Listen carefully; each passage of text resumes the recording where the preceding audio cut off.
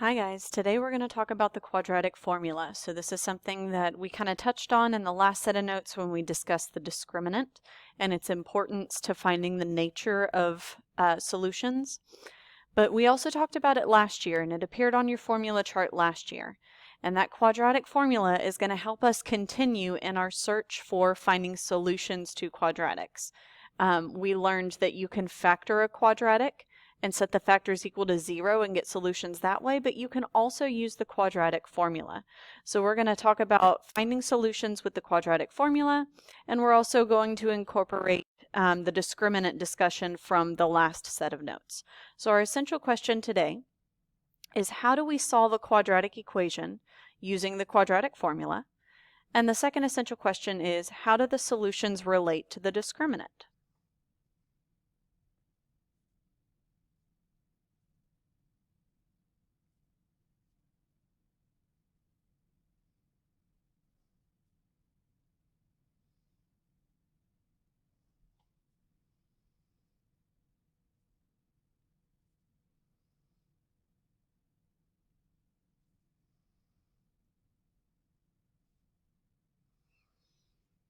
And finally, how do the solutions relate to the discriminant?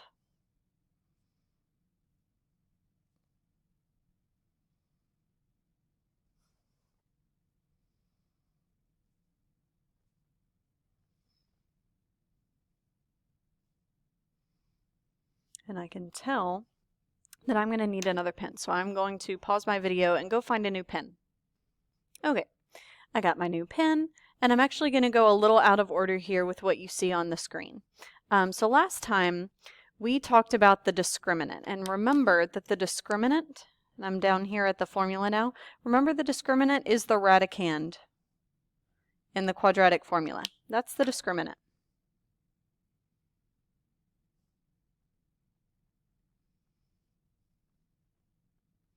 And remember that the discriminant helped us figure out the nature of the solutions we would have. Because we have all of our knowledge now about square rooting certain types of numbers, we can pick out the types of answers we're going to have for our solutions. So last time that we found that the discriminant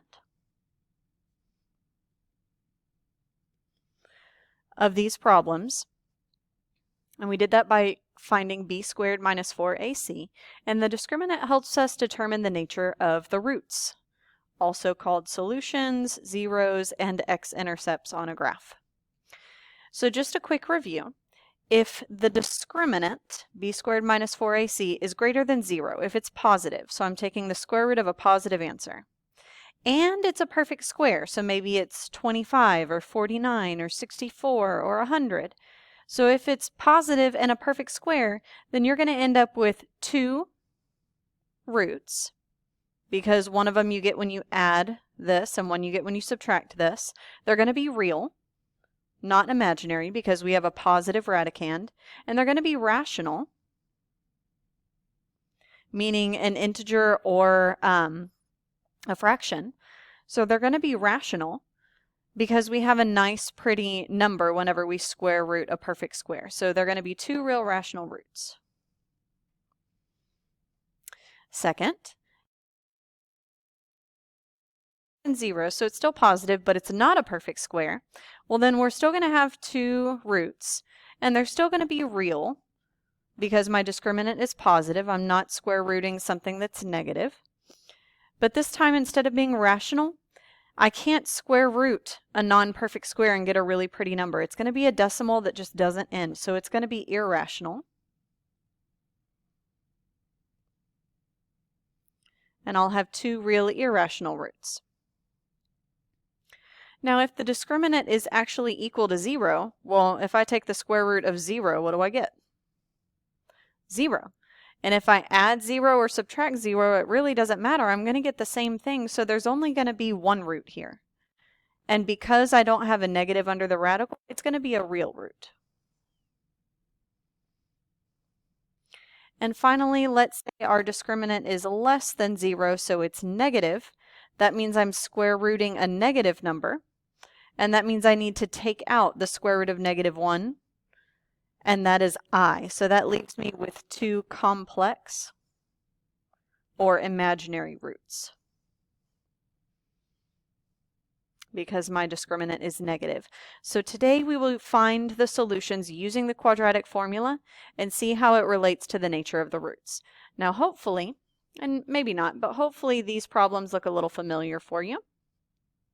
They are our problems from the previous set of notes when we talked about finding the discriminant and what it meant. So in number 1, it asks us to solve using the quadratic formula, which is that right there.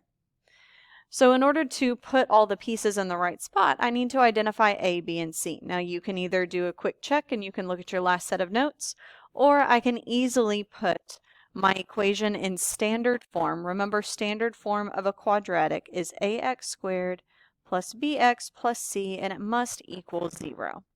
And this quadratic equals 3, and that's not good. So I'm going to move the 3 to the other side with subtraction. And now I'll have equals 0. So I have 2x squared minus 5x minus 3 equals 0. I have an a value of 2.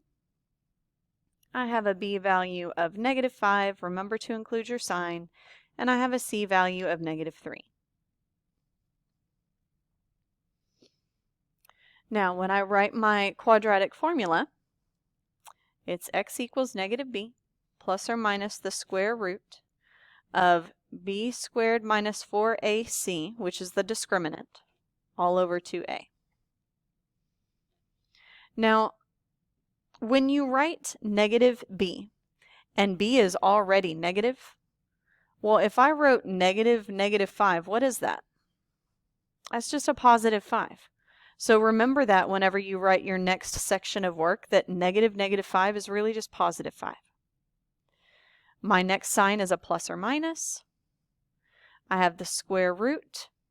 And in our previous set of notes, we already found the discriminant here. If you already have the discriminant, you can just go ahead and plop it under the radical. And it's all over 2 times a, and a has a value of 2. So let's make this look nicer, shall we?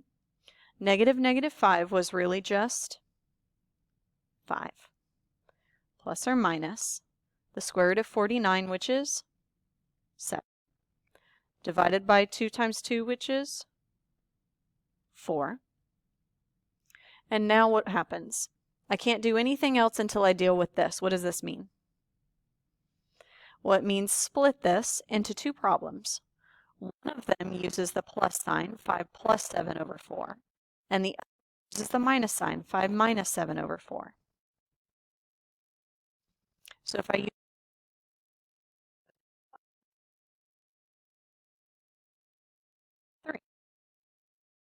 the other one, 5 minus 7 is negative 2. And negative 2 divided by 4 is a fraction, but it gets simplified to negative. So I now have 2 answers, 2 solutions. I've effectively using the quadratic formula. So I'm going to write my answers just like I would write them if I were solving by factoring. I'm going to writing the smallest number first and writing the next number separated with a comma. And there's my solution set for this problem. Notice that my 2 answers are real and rational roots. Real because there's no i's, and rational because they're either integers or fractions. So let's move to number 2. Number 2 is not in standard form, so I need to move these 2 terms over to the other side. So I have x squared. Instead of a positive 6x, if I move it over, it'll be negative 6x. Instead of plus 20, if I move it over, it will be minus 20. And then I'll have nothing on the right side, so I'll have equals 0. I pick out my a, b, and c values. My a value is this invisible coefficient of 1 here. There's really a 1 right there. My b value is negative 6. Make sure you include your sign. And my c value is negative 20. Take a moment to write your quadratic formula.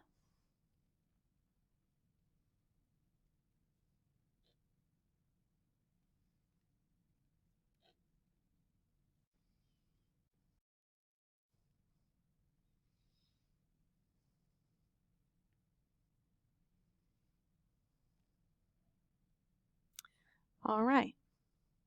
So let's talk about negative b, and b is negative 6. Well, if I have negative 6, what is that? That's positive 6.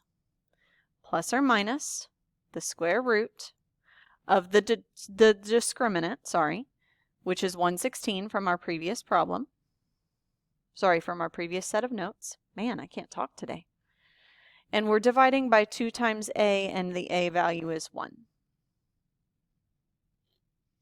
So again, negative 6 is just 6, plus or minus the square root of 116. Well, 116 is not a perfect square, and so what I'd like to do is I'd like to see if I can break it up into perfect squares and leftovers. So I'm going to get my calculator out, and I'm going to see if I can divide by some perfect squares. So I know 116 is not divisible by 100, but maybe it's divisible by 81. No. 116 divided by 64. No. 116 divided by 49. No. 116 divided by 36. No. 116 divided by 25. I know that's not true. What about divided by 16? No. Close, but no. 116 divided by 9. No. 116 divided by 4. Yes. So I can break this up into the square root of 4 and the square root of 29. Perfect square and leftovers. Remember how we did that? So the square root of 4 is 2. The square root of 29 can't be broken down anymore. And 2 times 1 is 2. So now, this looks really nice and pretty, but I notice that all of the coefficients, the 2, the 6 out here, those, well, I guess the 6 is really a constant. Those numbers outside the radical, they're all divisible by 2.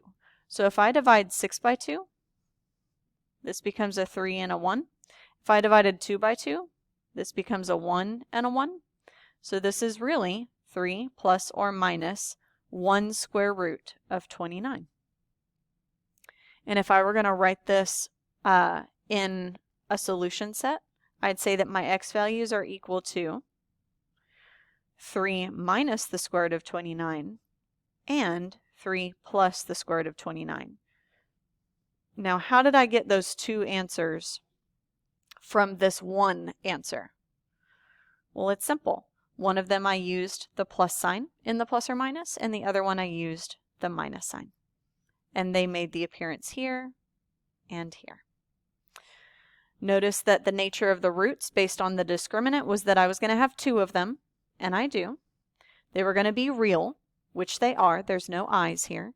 But they were going to be irrational. If I type in 3 minus the square root of 29 or 3 plus the square root of 29, I'm going to get a decimal that doesn't end. So these are irrational roots, and the discriminant was correct. Okay. So let's talk about number 3. I need to rewrite in standard form, so these two need to be moved over. 4x squared minus 4x plus 1 equals 0. Remember that the quick way to move terms over to the other side is to change their signs as they move through the equal sign. My a value is 4. My b value is negative 4. And my c value is 1. So I'm going to give you a moment to write your quadratic formula, substitute your values in along with the discriminant for the radicand, and see what you get for your solution. So pause your video and try this problem. So notice when you put the discriminant under the radical, and you take the square root of 0, and you get 0. And your next step is to split up using the plus sign for one of your solutions and the minus sign for the other. When you do 4 plus 0 and 4 minus 0, you still get 4. And you divide by 8 and you still get 1/2. So since these are the same solution, I only have to write it once, and my discriminant was right. I only have one root, and it's real. It doesn't have the I. There's no imaginary component. So my discriminant of 0 gave me one real root, and this was that root, that solution. All right, last problem for today, number 4. Take a moment to decide if it's in standard form or not. It looks good to me. So we have a of -2. We have b of 4. And we have a c value of -6. I have my quadratic formula. I don't know if any of your teachers, when you learned about quadratic formula, ever sang a little song. It's kind of like that All Around the Mulberry Bush, the Monkey Chased the Weasel song. And so whenever I was in Algebra 2, my Algebra 2 teacher sang it to me, and it kind of gets stuck in your head and it helps you to remember. So it goes like this. X equals -b plus or minus the square root of b squared minus 4ac all over 2a. And that's the quadratic formula. That's the way I learned it. And so if you are interested in learning that song, then you can just repeat it over and over and over because it's on video and you can blackmail me with it now. So let's go ahead and substitute our values into this formula. I have -b, which is 4, so -4, plus or minus square root of the discriminant, which we already found was -32 in our last set of notes, all over 2 times a, and a is -2. So I've still got -4. I still have the plus or minus. But now this needs to be broken down. So first thing I'm going to do is take out the square root of -1. And then I'm going to try and see if I can break 32 up into anything that's perfect squares and leftovers. So I'm going to break out my calculator again. I know that 32 is not divisible by 25. Duh. But if I bump it down 1, 32 divided by 16 does give me a nice pretty number. So I can break 32 up into 16 and 2. So my negative comes out, my perfect square radical, my leftover radical. The square root of 16 is 4. The square root of -1 is I. So this is 4i square roots of 2 divided by -4.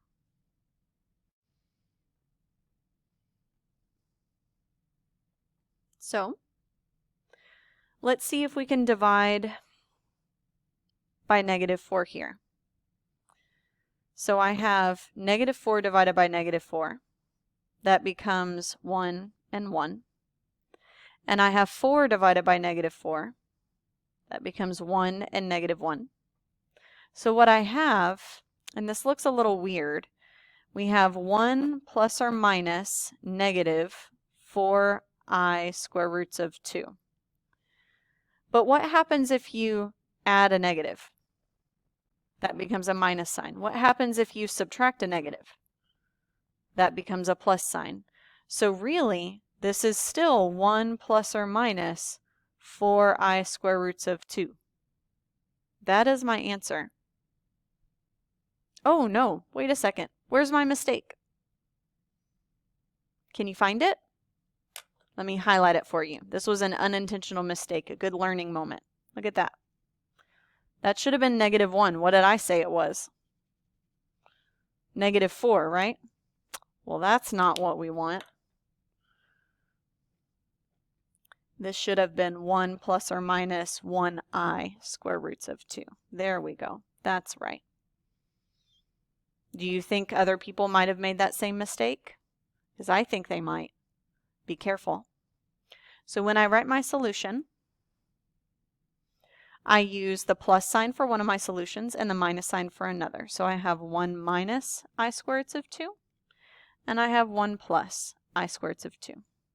Typically, I write them with the minus sign first and then the plus sign, because whenever you subtract, you usually get a smaller number, and I want that to be at the beginning of my solution set. You don't have to, but it's recommended. All right, so that's how we find our solutions using the quadratic formula, and we incorporate discriminants to verify the nature of our roots.